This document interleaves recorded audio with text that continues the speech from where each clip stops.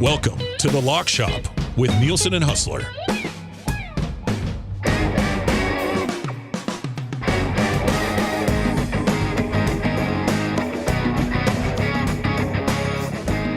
All right, it is 11:02 and a game day for the Oilers. It's preseason. Let's not get too carried away. We got some line combinations, though. We'll dive into that a little bit more on the Oil Stream, but in case you were wondering, let's give you a quick look at those. And we're talking a lot of football today on the Lock Shop. The Lock Shop is brought to you by our partners over at Play Alberta. By the way, I just got to kind of look at October's promo. They will be offering odds boosts on every Oilers game all season long. All season long. Don't mind if we do. So I have another new code for you in October and stuff. But they're going to be pumping it up even more on the Oil this year. Speaking of the Oilers, here's what you're going to see tonight against the Winnipeg Jets. Henrique between Savoy and Mangiapane. Tomaszek with Kapanen and Howard. Philp with Hudson and Matthias Janmark. Szymanski with Jarventie and Mariala. Nurse with Stetcher. Kulak with Regula. Deneen and Brown, and then Pickard and Janssen between the pipes. I'd like to see Janssen get half of a game there. So we'll see how that sorts itself out. We'll dive into a little bit more on the Oil Stream. Obviously, they'll be taking on the Winnipeg Jets. Huss is going to join us from WST coming up shortly. Second time they've played the Jets so far in the preseason, and we'll definitely dive way too deep into those lines on the Oil Stream just after 1 o'clock today, with the regular season just around the corner. Aiden O'Neill says, who would you start this week? Half PPR, Kelsey versus the Ravens or Juwan Johnson versus the Bills? Oh, God. Up until this point, it's probably Juwan Johnson. Don't necessarily love that matchup, so I might lean Travis Kelsey. Not that he's lit the world on fire either so far this year. We've got a couple of EST specials that are already waiting for you over at Play Alberta. If you've not yet downloaded the Play Alberta app, please do. Edmonton Sports Talk was continuing to grow and expand because of our partnership with Play Alberta. So make your bet counts for you and everyone else and us with the Play Alberta app. Hundreds of player prop bets on the biggest leagues, NFL, CFL, NHL, NBA, MLB. You name it, you're not just playing for fun, you are supporting your province. Play Alberta revenue helps fund Alberta programs and services. Deposit today with the code EST Sports and deposit $50 and you will get $50 free bet, which I used on that Draisaitl McDavid parlay we put together. It's all more convenient than ever with the new and improved Play Alberta app. Like I said, the two specials we have sitting over there right now, McDavid 36 plus goals and Draisaitl 40 plus goals. That's a plus 121. And then a little early bird bet from the Nielsen show this morning. Alouettes on the money line combined with the Argos and Lions over the insane total of 57 points tonight in that game, and that is sitting at plus 187. Got some news around the National Hockey League. Looks like Barkov could end up being out for the entire season, so that's a big one. We're going to dive into all of this with Huss, and I get to see Huss tomorrow night after the Bombers game, which I'm very much looking forward to. Huss, what's up? Get some DP in you. Get some Diet Pepsi in you. There it is. Nice little start to. Is that your second bottle of the day already, or is that your first? That's actually not. Good. I got up at 6 to watch the start of the Ryder Cup and then was sort of in and out. And then I got up, I had a water, and to be honest, I would have had 2, but I realized I only had 1 left. And it's like, I got these, sometimes you go to Shoppers and you get these, like there's 710s. It's like a tall 6-pack. Yeah. Yeah. It's like 2 cans basically. So this will be good for Lock Shop and WST, but I didn't want to get into it too early. So I just waited. Makes sense. How about Bryson starting off the Ryder Cup over the trees, 25 feet from the pin, just in front of the green? Like, just the perfect way to start an event that's going to be there. Now, I've seen, Europe's had a pretty good morning, but that was kind of fitting. Bryson rolls out there and just gets everybody into it immediately.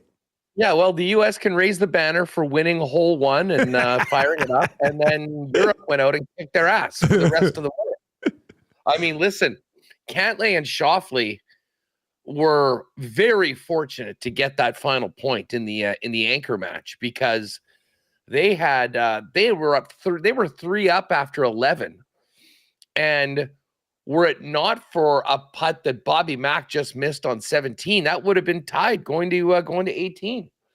So listen, the vets in Shoffley and Cantlay got it done, what they needed to. But the other 3 matches were absolute ass kickings. I mean, like Ludwig Oberg, he was incredible. The guys just, I mean, they went out. Tommy Fleetwood, what can you say about him? The dream start for Europe, even though they didn't get that final point or even a half point, to be up 3-1. And I don't know if you've seen, like, do you have live odds there on I haven't even taken a look at them yet. Because Europe, I got last night a plus 165, and Europe, I believe, after the opening round was in and around minus 125, minus 130. So definitely switching things over. I mean, if you had Europe at a nice plus number, you can get USA at a plus number right now and kind of, hedge yourself and guarantee to be ahead. But we're going to let it ride on the Euros here. This should be fun. And I see Sepp Straka must have sank his putt, because they were 1 down after the first hole, and now they're even. Keep tabs on that as we work our way through the show. It does seem like it's insane. Like, if the U.S. had won 3-1, it would have been more nuts. Did you see Trump just roll up for Bryson on the second round? No, I didn't see that. Man. So Ben Griffin and Bryson were coming out for their thing. And I don't know if you've seen, but there's like a long tunnel that they walk through, and they've got the cameras. And they walk out, and who's there but DJT, full suit and golf shoes. And he walked up with them, greeted Ben Griffin. He was hanging with Keegan Bradley and his dad. And I see it. I see it now. I guess he's there. So they're getting all fired up. NBC's glazing DJT pretty good for being out there. But it's a raucous atmosphere, but the Euros are doing their best to spoil the party right now. And it's so difficult to win on the road. But if you have a good first session, more often than not, that team wins. Now, it's rare that the road team goes out and wins 3-1, but they put themselves in a great spot. And after the opening round, they're the favorites right now. And these 4-ball matches this afternoon, absolutely crucial if the U.S. wants to, win this thing, to chip into that lead and not see it get bigger going into Saturday's team matches. We got a jam-packed lock shop today. Very nice to be here on a Friday, so I don't have to call in my picks and hop on for a little bit. So, By the way, I just assumed that you would be in a plane or be already here. You got a night flight? No, I'm flying out. I don't get in till like 6 or 7 or 8 or something like that. So like I leave this after. Well, I guess I leave. I get in around 6, I think. So it's not too bad, and then I'm not out until Sunday morning. So looking forward to being back in the peg for a little bit. It's nice. You'll get a kick out of this. I was out watching the football game last night, and then I was like, I hadn't had anything to eat. I wanted to get something, and whatever I was thinking about, you were coming in, and I Uber Eats the tendies. No. Yeah. Oh, how were they? Listen, they're ready for you, Dustin. Good. They're ready for you. I can tell they were elite. And thanks for taste testing my tendies before I rolled in, buddy. That's good to know. I just wanted to make sure that they were operational and they were up to the standard, and they were. So tonight, I'm sure at about 7:15 or 7:20. They'll be in order coming. I'll be walking in there like Vince McMahon, ready to go and get in on those tendies. It should be good. We'll get to our NFL best bets. We're gonna dive into the CFL plays as well. I know Maverick over on the Nasty Chat on YouTube is saying a CFL teaser, please. So we'll dive into that maybe. But hey, what do you think of this Barkov news? Florida Panthers. I mean, the only thing that can really sort of knock the Panthers off this train that they're on right now is probably an injury of this significance, and now they have to deal with one. Dude, I mean, that's their number one center. I mean, we can talk about Bennett and Marchand and Matthew Tkachuk and Bob and the great blue line they have, but man, he is the guy that stirs the drink for the Florida Panthers. He is their captain. He's arguably the best 200-foot player in the league. He's an elite offensive player. If he is out for the season, it is absolutely devastating. And I mean, I guess the other thing is that people are kind of wondering, how all this works, because of course, I mean, the minute a Florida Panther player gets injured, everyone's spidey senses get going. But remember, things are different this year. Here's the situation with Barkov. This is per Puckpedia. Okay. If Barkov might return this year, the Panthers can exceed the cap by up to $3.8 million for his injury.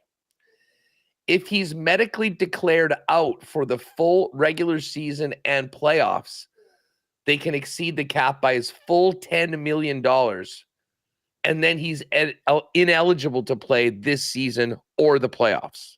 Really? So that's the situation. They can't just go add another $10 million player and then have Barkov come back and play in the playoffs.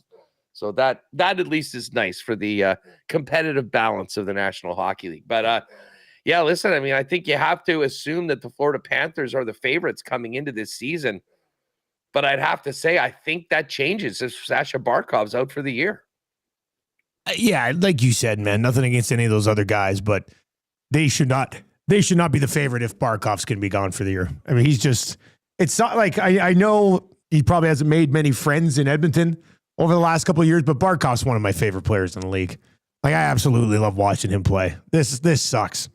This is a tough one. Kill to have on your team. Oh, man.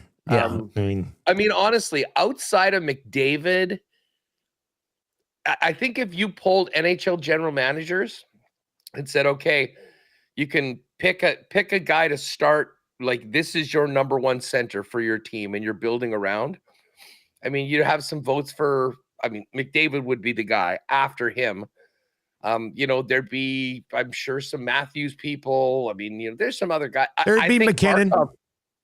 I think Barkov would be in the top three with those three guys. Like, I don't know, outside of McDavid and McKinnon, if there's anyone that would get more votes from NHL GMs as a guy that they'd want there. So, I mean, devastating. Did they say what happened? I mean, it was in practice, right? It was just in practice. Yeah, it was just in practice, which what a disaster. Absolutely sucks. Well, listen, that team's had enough luck go their way the last couple of years. I mean, you never wish anything on a player. It's going to come back around at some point, right? Like, bad things are going to happen. Yeah.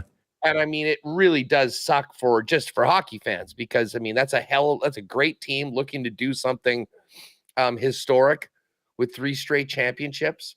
And that took a big hit with this news today. Though I don't believe it's official right now, but that certainly is. Yeah, Friedman is saying the real scare here is that it could be the whole year. So I was just looking at the Jets. We laid out the Oilers lineup for this game tonight. The Jets top line will be Nemestikov, Niederreiter, and Iafallo. Barron, Pearson, Kepke, Yilkin, Lambert, Barlow, Gustafsson, Fagemo, and DiGiuseppe. Phillips and Fleury, Stanley, Heinola, Sotner, and Bauer. How close of attention you're going to be paying to this Winnipeg group tonight? Not that much. Yeah, not that much. That's what I thought.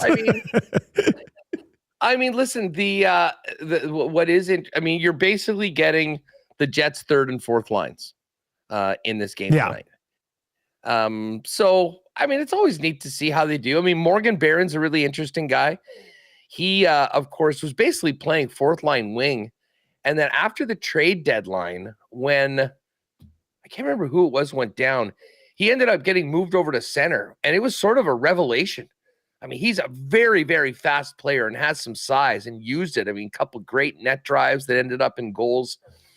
So with Lowry out for the first month or so of the season, he's going to get a chance to play. And I wouldn't be surprised if at some point they actually switch to Nemestikov and Barron. And give him a chance with Iafallo and Niederreiter. But yeah, the top two lines, the top 4D and Hellebuck, I think, are all going to be going in their game tomorrow night at home. The one unfortunate bit that kind of came out today was that Elias Salmonson is not going to be playing, and he's the Jets' number one defense prospect. If they weren't as deep as they are right now with 9 guys on one-way deals, I think it would be a lot more likely that he could actually start the year with the team.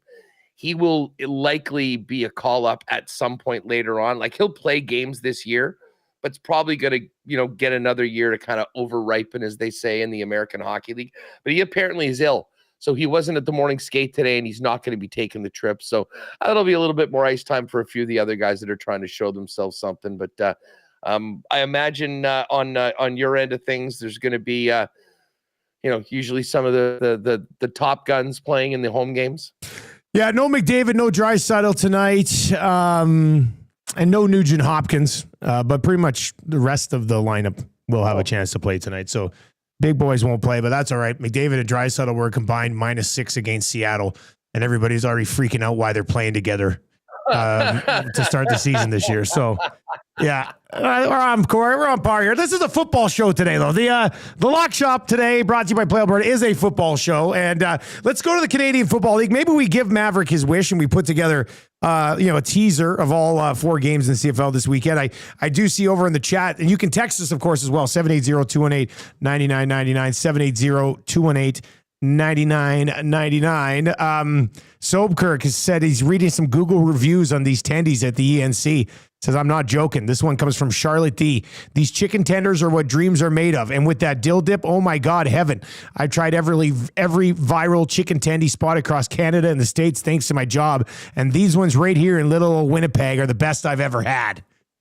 Boom. That's what I'm talking about. Well, you know what's funny? They were number 2 for a long, long time.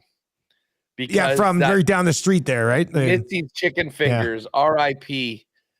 Oh man, I missed that place. But yes, listen, we've got a good little chicken finger culture here. Chickens and Slurpees, man. Chicken fingers and Slurpees. That's it. It's like one big kid's birthday party. All right, we've got quarterbacks around the Canadian Football League returning to action. In fact, with the exception of Chad Kelly, this will be the first week since week 1 that all 9 starting quarterbacks are available to their teams. Vernon Adams, 5.5-point dogs with the Stampeders, going into Montreal to take on the Alouettes with Davis Alexander returning. Nick Arbuckle is going to be good to go. That line has moved from 10 down to 7.5. Nathan Rourke, who's been healthy for most of the season, good to go there. It'll be Bo Levi versus Zach Collaros and the Bombers. Bombers are 2-point favorites at home. And then Cody Fajardo going up against Trevor Harris. The Riders, 5-point favorites on the road. Huss, you want to do a little teaser here? Move the line or move the total in all 4 games or what? Yeah, just for a second, you said VA is playing? Yeah, I'm pretty sure he's playing. Really? I have to admit, I'm surprised that the line is what it is then. Originally. Yeah, Vernon Adams Jr. to start for Calgary despite back injury. So let's go through the week. I mean, this game opened up at Calgary -1.5. It's moved and 7 points. Exactly. And I mean, like Davis Alexander himself, I don't think is moving a line 7 points. Like I read this as, Alexander's playing and Calgary's going to be with their 3rd stringer. Yeah. So with VA back, I'll be honest. I mean, I had gotten on the Alouettes money line when it was basically a pick 'em, like just at the start of that move. And then we saw it get to Montreal at -4.5. And I'm like, okay, this is great. If VA is playing, Calgary's live tonight. Like, I mean, Davis Alexander hasn't played in 2 months. I do think Montreal's good. I mean, I still like Montreal to win this. I still like Montreal to win this game.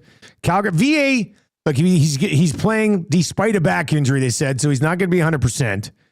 The 5.5 is interesting with VA playing for sure, but VA also hasn't looked good in about a month. You know, like he just hasn't been playing very well in about a month, and I wonder if that sort of factors into this. And obviously, what would you say? Davis Alexander's worth about 3 points. Yeah, maybe 3 or 4. Yeah. I mean, considering what they had before, but man, that was I've just been this line. I was assuming that VA was going to be out. I mean, I still like Montreal in this game, but maybe less so with VA there. What's the total that you have? 50 and a half? I'm looking at 50.5. So we can either take the Stamps up. Let's see, we say we move everything 6, take the Stamps up to 11.5, take the Alouettes down to +1.5, move that total up to 56, take the under, move it down to 44.5, take the over. What do you want to do? maybe we just take Montreal to a pick 'em. Yeah, just to pick them. Yeah. Like if we like Montreal to win this game, I don't really have a strong lean on the total. If anything, I guess maybe under 56.5, but yeah, I think, like I said earlier, we got that little 2-gamer up that I threw Montreal on the money line on, and we can just take the 5.5 down to money line and put that in there. Argos will have Arbuckle, so that moved 2.5 because it was a 10 for most of the week, I think. It's sitting at. I got him at 10.5. Did you get him at 10.5? Yeah. See, that's really nice now that we know Arbuckle's going to play. I mean, I think the play here is moving it down to 51 and taking the over, don't you? I'm good with that. Yeah. I'm good with that. There will be points. Oh, good. That's tonight's game too. That's the second half of tonight's doubleheader. Yep. Nice. 9 p.m. start here in Winnipeg. Perfect. Is that when? Okay, good. I'll be in my room prepping. I'll be able to watch that game. That should be a pretty entertaining game. All right, and then we have the Ticats, Bombers, Riders, and Elks. Ticats Bombers one is actually, even if we're moving some stuff around for a tease, it's very interesting to me. The Bombers get Zach back. They're 2-point favorites at home. The total sitting to 51.5. Is there something that pops off the page for you here, Huss? I mean, I think this is going to be a tight game. I mean, I think you could probably tease it either way on the spread. Did you say it's 2 now? It's 2. I would almost maybe, if we're thinking a 6-point teaser. 6-point teaser. I would almost think Hamilton +8. +8. I mean, teasing it through the number. That's the play. I think you're right. Yeah. Like, listen, I mean, I'm confident the Bombers will play well and they'll be in that game, but Bo Levi's going to get some points. And Zach's coming back to an offense. Hope they'll look good. But as I say, I would love to be wrong and see the Bombers run away and have it being like a nice stress-free game tomorrow. But I think this is going to be a real tight one. I mean, it was -1 for Hamilton, then it was -1 for Winnipeg. Now it's 2. Everything tells us this game is going to be close. So I think we take the extra points off the 2 with the Ticats, and if the Bombers can win by a touchdown or less, we're laughing. And then Riders and Elks. The Elks at home, 5-point dogs here against the Riders. Total sitting at 54.5 right now.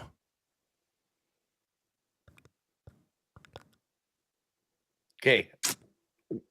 Some horrible news yesterday. Yeah. About the passing. I'm repping his shirt today. Owner. I love that.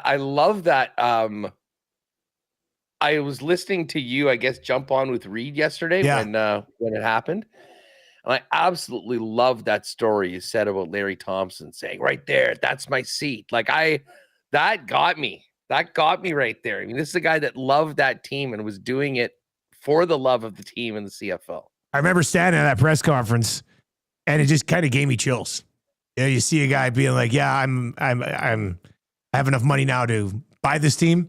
That's my seat right there. That's where I was since I was like a kid. I was like, this is pretty unique." And then he had the legendary moment driving through the Stamp sideline, and kind of became a very lovable character in a very short period of time, man. And yeah, it was tough news yesterday. Reed Wilkins is down. We've got Morris and Hervey speaking about it just a few moments ago, and Reed was down there for us. He was passing along some quotes. So tough day for the organization yesterday, for sure. For sure. But because of that, I mean, I was already on the Elks, but I mean, win one for Larry this weekend. I mean, I'm considering maybe playing a money line play on Edmonton, not necessarily in it. I mean, this team has come around. Even when they've lost, they've been incredibly competitive in these football games. I think this is going to be an emotional team. I mean, you'd know it better than me, but I mean, I think that, from Killam to, Cody Fajardo, we've heard some like the players tweet out like their thoughts on him. I kind of think that this is going to be like, there is always a chance that with where the Elks are right now, you could lose a few guys. I think this is going to be really galvanizing for Edmonton right now. So, I mean, if we're doing a teaser, I think we just give them an extra 6. Yeah, 11. Just take them to 11 for sure. Yeah. Get out there, compete for the full 60 minutes, and, it should be a hell of a football game. All right, I have sent that over. We'll be the Alouettes basically on the money line. BC and Toronto over 51 points. Hamilton +8 and the Double E +11. You should see that pop up on the EST specials page, hopefully here within the next little bit. National Football League, Huss. How was it looking at the board this week, my man? We'll put together a touchdown parlay. We'll put together a lock shop partner parlay with some NFL games here as well. But how was it looking at the board this week? What'd you think of this slate? You know what? I didn't stress over as many of the picks as I had the last little while. Maybe just because I was so done with spread picks after the Rams-Philly incident last week. I don't know if we've really given that the love it deserves. It's been such a busy week. That has to be a top 5 all-time bad beat or great victory 100%. If you're on the other side. Like, dude, they were up 19 in the second half, had 2 blocked field goals, including one on the final play of the game that went back the distance for a touchdown that ended up covering for Philly. I mean, never seen anything like that. So I've moved on from it, but normally I'm trying to get points in a lot of these cases. I think most of my picks this week are of the favorite variety. So I got 4 favorites. That's my picks this week. I have 4 favorites as well. So we're on some. We might be on the same teams. A little parlay might come together very well. I've been tracking everything here. Let me get week 4 ready. We'll throw these in as we work our way through this. All right, Huss, what's your first pick of the week? Let's start off bright and early. In I guess it's in Dublin. Is it Dublin? I think it's. Is it Dublin? The Minnesota. I think it's Dublin, and then the Vikings are playing in Tottenham next week. Like they're back to back. It is Dublin, yeah. Which is great because the Vikings are Europe's team, undefeated outside of the United States at 4-0. Listen, I was really impressed with what Minnesota did last week to Cincinnati. I mean, obviously their defense stepped up and took advantage of those picks. But the defense absolutely shut down anything that the Cincinnati offense, which had scored some points with Browning in the past. I mean, the guy might throw a couple picks, but he'd also been able to move the football. Did not get that before. So, I was very, very skeptical about Carson Wentz, but he actually looked pretty good. They've got Jordan Mason in there. And to me, Pittsburgh is just one of these up and down teams. I think New England sort of handed them that game last week. I think Minnesota's a better team than Pittsburgh, even though it's Carson Wentz getting it. I'm all over Minnesota at -2.5. So give me the Vikings to kick things off, continue their undefeated streak outside of the continent of North America. And Minnesota -2.5 is where I started off the card. I don't know where you come out on taking teams at -15.5 points. But I'm going to take the Bills -15.5 points against the Saints, man. The Saints just got smoked by 31 by the Seahawks. Josh Allen and the Bills. This is like, to me, the only way the Saints even cover this is if Buffalo turns the ball over a couple of times. Like Buffalo gives the Saints some good field position to start, or gives the Saints just some straight up points off turnovers. But the Buffalo Bills have won the turnover battle in 25 straight games. They look after the football. That's what the Buffalo Bills do. And if the Buffalo Bills look after the football here, tell me how the Saints are going to be able to keep up with them offensively. Like, I just don't see that happening. So it's a massive number. I'm not sure how many numbers we'll see higher than this. None outside of Saints games. So yeah, I'm on. I don't know if I've ever been on a 15. I think last year once I was, but I'm going to get on the Bills -15.5 to open the week. You know, I considered this. I stayed away from it. I mean, there's always the chance. Like the one thing about Buffalo, and Buffalo did this in the Miami game. They were in complete control, and then they just sort of got complacent in the second half. They didn't do much offensively. And then all of a sudden, that was a tie game. And it wasn't for that punt fiasco, Miami actually could have won the football game.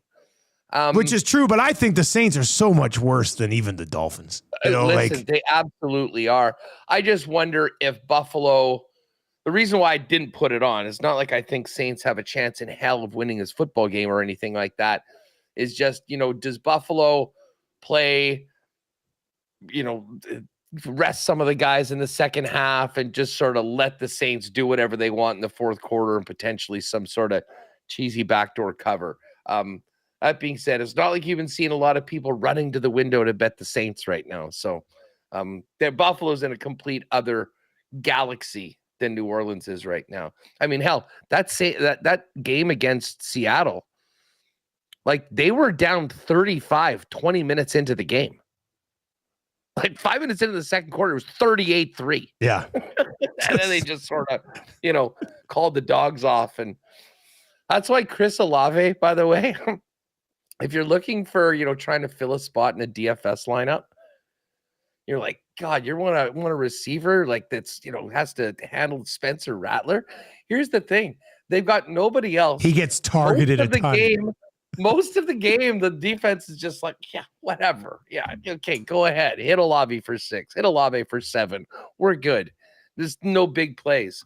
So, yeah, he's getting like 13 targets, bringing down 8 or 9 catches. His targets. So this is his game so far. I saw it Monday or Sunday after the game or whatever it was. I saw somebody be like, hey, when you need 54 yards on 10 targets. And then it was like, call Chris Olave. And it was a guy like busted into a room, like the Kool-Aid man, essentially. Because so far this year, Olave's been targeted 13 times, 10 times, 14 times. He's caught 7, 6, and 10, but only had 54 yards, and 57 yards so far on the season. But he's getting targeted a ton. I'm starting him in my spite league this week ahead of Calvin Ridley, who I'm kind of getting frustrated with. So I'm going to go to Olave this week and hope he gets 15 garbage time targets. I'm not sure Rattler even knows there's other people to throw the ball to. Yeah. No, I mean, listen, there's not many. There's not many. And, Kamara is always going to get a bunch of touches. But anyways, we spent too much time talking about the Saints. We did. Now, you were on Minnesota last week. You're back on Minnesota again this week. Where else you going? Yeah. Let's go to the Sunday nighter.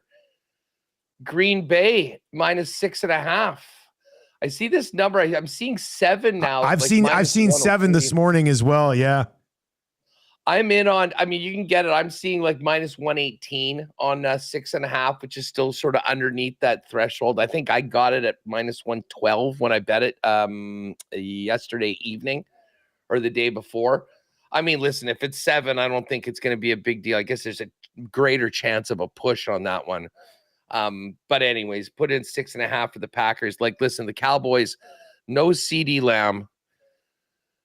Green Bay coming off that loss to Cleveland, they are not going to be in a very good mood. Micah Parsons returning to Dallas. Jerry has said no tribute video. It would not be right. So no tribute video. So I think Micah Parsons might do his own tribute video at the expense of Dak Prescott on the field.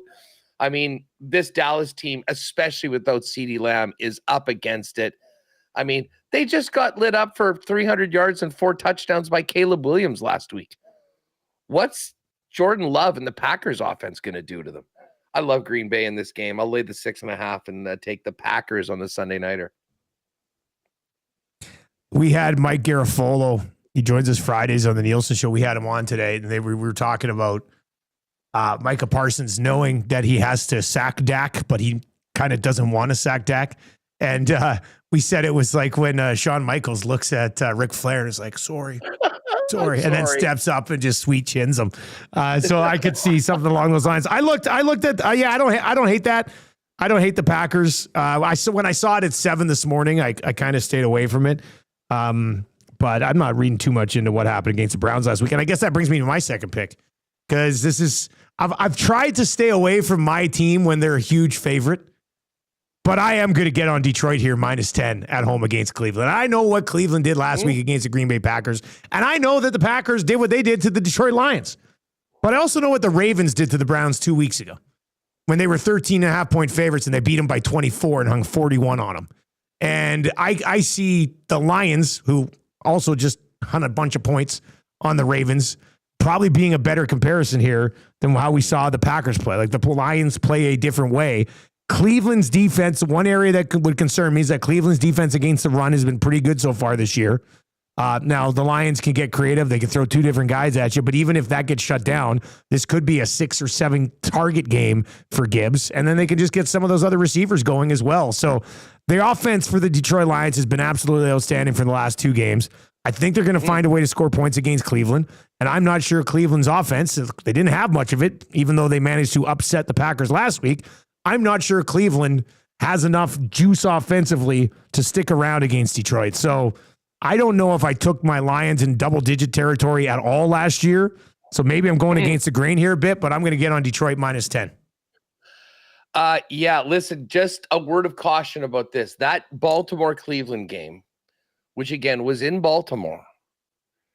I mean, the reason why that game got as out of hand as it was basically Cleveland's mistakes. I mean, Joe Flacco had a pick, he had a fumble. And like this was the Ravens stats for that game. Like Lamar threw 4 touchdowns. He was 19 of 29 for 225. The Baltimore team on 21 carries ran for only 45 yards. Like the Cleveland Browns against the run are like top 3 in the NFL right now. I think they might be number 1 in yards allowed per attempt. Listen, I think so. And all their rookies, everyone was freaking out about Shadur Sanders and Dylan Gabriel. Those are the only 2 rookies that haven't been big time impactful for the Browns so far this year. Like they nailed the draft. We'll see what happens with the QBs. So yeah, I stayed away from this game. I mean, obviously you think Detroit is going to win, but just that Cleveland defense has been so good. And I'm also a little worried, like that was such a big win for Detroit last week. Coming home, short week, big number, like they will win. I have no doubt on that. But I stayed away from it. I think I'm just starting to respect this Cleveland defense that much, but it is still. I mean, I'm not trying to disrespect the Cleveland defense. I'm just thinking their offense ain't going to be able to. No. I don't know if they'll get anything. Like, didn't the Lions sack Lamar Jackson 7 times last week? You don't think they're going to get after Joe Flacco a few times this week as well? So, I mean, I don't think maybe this game's 24-7, which would still be a pretty good game defensively from Cleveland, right? So I just don't know how much they're going to do offensively or how much offensive talent they even really have with that group. So what is, just out of curiosity, what is the team total for Cleveland? Yeah, the Browns total points is 16.5. I would take the under on that. Yeah. Like, I don't think they get to the 17. Like, listen, they got 17 against Baltimore. Baltimore's defense is brutal. We saw Baltimore's defense recently. And hopefully it's still brutal on Sunday afternoon. Well, we'll see if that game pops up on either of the cards. Where are you going for your third one, Huss? Let's go. Okay, big time bounce back game here. The Patriots were not very good last week. They handed that game to the Pittsburgh Steelers. They're at home taking on the Carolina Panthers, who are obviously in great spirits after pounding their division rivals, the Atlanta Falcons, 30-0. I'm not buying into Carolina just yet. And listen, they've got to go on the road playing Mike Vrabel's squad, which is going to, I guarantee you, they had a very busy week at practice talking about ball security and keeping things clean and doing the little things right. If they do all that, New England should storm on this one. And as I say, I mean, the Falcons and Penix were so bad in that game. I don't know how much we can take away. Tedrow McMillan is questionable for the game. Bryce Young's going to have his handful with that Pats defense, I think. So I'm laying the 5 or 5.5. It's actually gone back and forth. I don't know what number do you have right now for New England? 5.5. We got it 5.5 right now. Yeah. So yeah, anything under a touchdown for New England, I'm taking it. Put me down for Patriots minus 5.5. Sheesh Edits over on the Nasty Chat says, wasn't there someone at EST that was like 11 of 12 or something like that with just looking at animal matchups? What are her picks? Yeah, so we've got this lady. She's her family, our listeners. She's helping us with some like admin stuff around the office. Helped us launch this coffee that we launched as well. And she was at Monday Night Football, and she got every single game right except one. And she basically was picking them on which animal could beat this animal in a fight, which animal could beat this, like all this stuff. And then she leaves Monday Night Football. The Lions end up finishing off. She fires me a text and she goes, as I said, cats eat birds. Lions win. I was just like, so yeah, she went 15-16 last week on the money line with her system. So I don't know if that would have won. That would have won most pick'em pools. Oh yeah, that would have cleaned up on pick'em pools. 80-person pick'em pool where you just got to pick the winners. I think 15-1 would have done it as well. Yeah, it was not a good week last week for birds.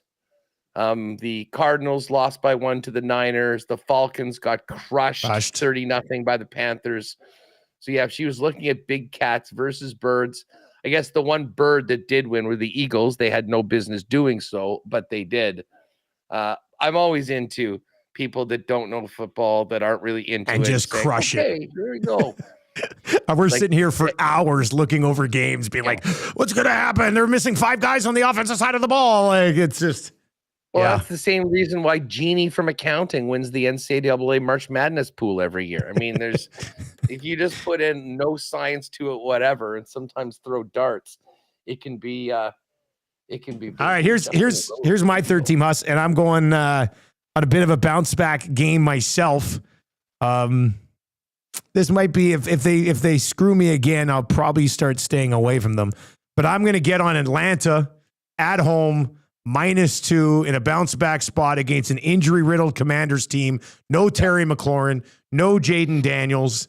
I think the one win that the Falcons do have this year is more impressive than the 2 wins that the Commanders managed to get. That was a victory over the Minnesota Vikings.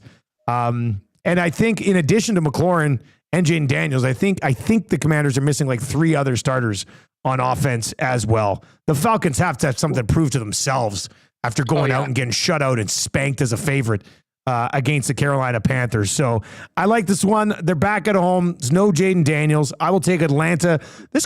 Hopefully, from a fantasy perspective, this is a Drake London 2025 breakout game because we haven't really seen much from him just yet. Penix has not been great to start the year. I know that Atlanta wants to run the ball. In that victory against Minnesota, they absolutely ran all over the Vikings. The Commanders' rush defense is a little bit better than what they faced last week against Carolina, and they really didn't manage to get anything going. But I know it's week 4. I'm not going to say it's a desperation game, but you're facing an injury-riddled Commanders team coming off a 30-point loss, and you're coming back home. I think I like the Falcons at -2 this week. Yeah, well, especially with Kirk Cousins. They're warming up on the sidelines. Jake dropped this on the show yesterday, dropped this stat on Penix. In his NFL career, now I think he's got 7 or 8 starts in, something like that. Every one of his wins have come in games where the Falcons allowed 7 or less points. I saw that stat earlier in the week.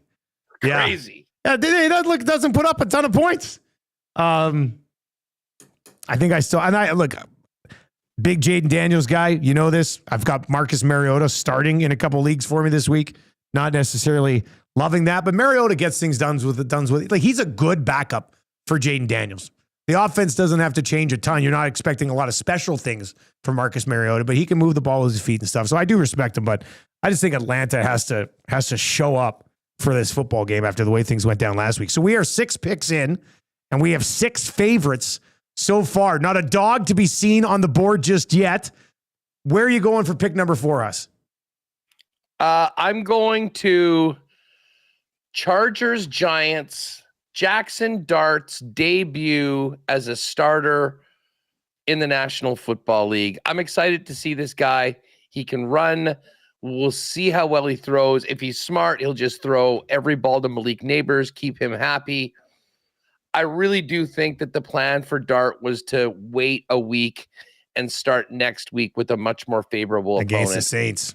Having to go up against the Chargers with how good they've looked this week or this year so far, I think is a really, really tough ask to try to keep up with what Justin Herbert's doing. Well, so why not just stick with Russell Wilson for one more week then, Huss? Like, are they thinking save our season now, go to Dart? Because you just laid out a really good reason Keep him away from the Chargers. I think he's got the Eagles coming up twice here right away as well. But keep him away from the Chargers. Throw him in against the Saints. I don't understand why they have to do this. I know, look, man, Russ, we've seen Russ lately. He's not good. But from an organizational perspective, I don't know if this is the right way to go about this. Yeah, listen, if anything, like I don't necessarily think it gives them a better chance to win, but I'm not sure they were winning this game either way. And an extra week with the ones and going up against a real solid team. I mean, I guess you do sometimes have to learn by experience, and he's going to get some. And I guess the thought that he'll be more prepared for that game against the Saints the next week. I mean, when it comes down to it, I think the decision, Russ basically made the decision for Dable in the game on Sunday night against the Chiefs.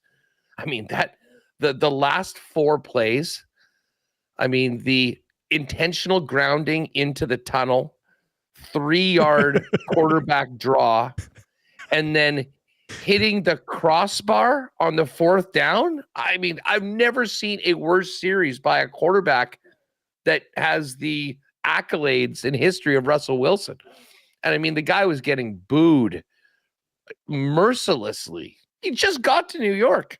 They don't want Russ. I mean, they want to see Jackson Dart. So I think they give him the experience, but I think it's going to be a long afternoon for him. I think the Chargers win this one running away. I'm going to watch some of this game because I am interested to see how Dart looks. And count me in the Cam Scatabo fan club. I mean, this guy is so much fun. He was amazing at ASU, and now he's going to be a mainstay in fantasy lineups and fun conversations, certainly for props for a long time. But yes, Chargers -6.5. I have no shares of Scatabo. None. In any of my season-long leagues. I don't have him in one league, which kind of sucks. I do got a Marion Hampton now who should kind of blow up a bit with Najee Harris out. I think he has a big game this week. Yeah, that's a bit of a tough one. All right, Huss, you might have to go earmuffs on this one. You're taking the Ravens? I am going to take the Ravens. It's inside a field goal. I got it at -2.5. I'm going to take the Ravens. Now, is it Lamar's what, like 1-5 against the Chiefs? I think I saw that. Have you checked out the numbers on what Patrick Mahomes is as an underdog? What is it? Give it to me. I know you would know this. As an underdog, 7-5 straight up. Never mind against the spread. And listen, it was the same situation 2 weeks ago in the game I went to against the Eagles. Yeah. And I mean, that game really flipped on that one play with Kelsey at the goal line and a Butker missed field goal. But listen, I mean, I understand why some people like the Ravens. I mean, the Chiefs have not been, I like to think that they maybe turned a corner in the second half of that game. Looks like they're going to get Worthy back, which is big. I mean, he has really struggled. I mean, Tyquan Thornton has made a couple plays. Nice catches, big plays. Yeah. Other than that, I mean, that's why Mahomes has had to run so much. He's sort of been doing himself. So he's going to get some help back. I mean, again, Baltimore also playing on the short week, coming off another tough loss. It's a really, really interesting game of the week for sure. But I can't wait to watch this game. The thing I guess I'm looking at is that the reason that the Lions beat the Ravens was because they ran the ball down their throat, right? Like over 200 yards rushing. Kansas City's not set up to do that, right? Nothing against Pacheco and what they've got offensively to the ground. So I think if the Ravens can't get hurt by having another team gash them up the middle on the ground, I think with how these two teams are structured right now, I think I like the Ravens inside a field goal. I mean, if this was at 3.5, I think it's gonna be a close football game. If it's at 3.5 on the other side, I probably would stay away, but I definitely wouldn't take the Ravens at the 3.5. But to get them inside a field goal, it's almost like a line that's begging me to take it at the -2.5. So I could see a big game from Derrick Henry here. He's fumbled in all 3 games so far this year after fumbling 3 times all of last season. So we'll see. But I'm gonna get him Baltimore here -2.5. But I mean, was it like how often has Mahomes been a dog at home? This is the 3rd time ever. Third time ever. And the other 2 times he won? Well, he won the first time and he lost 2 weeks ago. Lost 2 weeks ago. Yeah, that's right. Yeah. We'll see. I also said that we chatted about this with Garofalo this morning as well. This is not the end of the world. If whoever loses this game at 1-3, both teams are still going to the playoffs. I meant to ask this week, and I mean, you can maybe do that to your folks up at the shop. What would a prop be on this game before this game starts or before the week starts, both Ravens and Chiefs to make the playoffs, knowing one of them is going to be 1-3 and one of them is going to be 2-2. I would love to know what that number is, because I would bet it. I think both of them make the playoffs. Although this game is, I think, more important for Kansas City than it is for the Ravens. First of all, it's a home game. Second of all, the Ravens are fortunate to be playing in the AFC North, where they have to deal with the Burless Bengals team, the Browns, and the Pittsburgh Steelers. The Chiefs have to deal with the Chargers, who are looking like they are a legitimate contender, a Denver team that's 1-2, but could easily be 3-0, and a much better Raiders team. So I would say that they need it more, but we'll see. 325 going to be a hell of a game. We're going to do a fifth pick. Yeah, if you have a fifth pick, do a fifth pick. Yep. Yeah, I mean, those are my main four. I will take one dog to round out the five. Okay. Give me the Bucks plus 3.5 as a home dog against Philly. Listen, Philly was very impressive against that Rams defense in the second half. I mean, as much as, the Rams special teams units was the reason why that they didn't win that game. Jalen Hurts really kind of got going with his receivers. But Tampa, man, Tampa's live, and Tampa's given the Philadelphia Eagles fits in the past. I think this is going to be a close game. If you're giving me 3 points and the hook, I'm taking Baker and the Bucks at home. Yeah, I'm also going to throw in the Rams at minus 3.5 at home against the Colts. Colts have been good, don't get me wrong so far, but I like the Rams at home this week. Huss, we got to get moving. Yeah, I know you've got a show coming up. Touchdown score. Give me a touchdown score that we can throw into a parlay here. How about Jude? Let's see what the Jordan Mason number is. I like Jordan Mason. I think he's going to probably be okay. So he's minus 120 now. Okay. If we want a bit of a juicier number, give me what's the number on Nico Collins here? I think Nico Collins gets another one. He had the 50-yarder last week. I think this is a breakout game. It's I'm looking at around plus 120, 125. So give me Collins. Okay, I'll go Collins. I'm going to throw J.K. Dobbins into the mix there. So we'll Collins and Dobbins for the TD. And then from the parlay, I mean, there was a couple of, we didn't have any of the same picks this week, but I like your pick of Green Bay. I like your pick of the Chargers. You okay throwing the Bills in there? The Bills are your favorite pick of all of the ones? Who did you have again? I have the Bills, Detroit, which you're hesitant on. Atlanta. What about Atlanta? You like Atlanta? I could definitely live with Atlanta. Okay. Yep. And let's go Atlanta, Green Bay, and the Chargers for the parlay. Sounds good. Okay. Let's do that. What's coming up in WST, buddy? Getting ready for this game tonight. Latest from Jets training camp. Jeff Hamilton is going to come on. Freaking hammer, man. We're going to be talking CFL, but we're going to have to hold our noses and listen to him do another victory lap. Can you believe he came in? He's 2 for 2 in the poker tournaments. He won again. Seriously? Yeah, he won again. So, I mean, this is, and he took Remus out. So I hope we get to the CFL after he's done his victory lap today. How annoying. And we're going to talk Jays too. What a big win last night. Wild weekend coming up in the AL East, but they needed that. Bullpen came through, so Josh Goldberg will be in. So yeah, Bombers, Jets, Blue Jays, NFL, Marbles, Pack Show coming up in 5. Good stuff, man. That's going to wrap it up. We'll have everything that we just talked about up on the EST specials page. We got the oil stream coming up, preseason action tonight for the Oilers. For Huss, I am Dusty. Good to be here on a Friday. Best of luck at everything this weekend, and we'll talk to you on Monday. I'll see you in the peg. Yes, see you Saturday, buddy.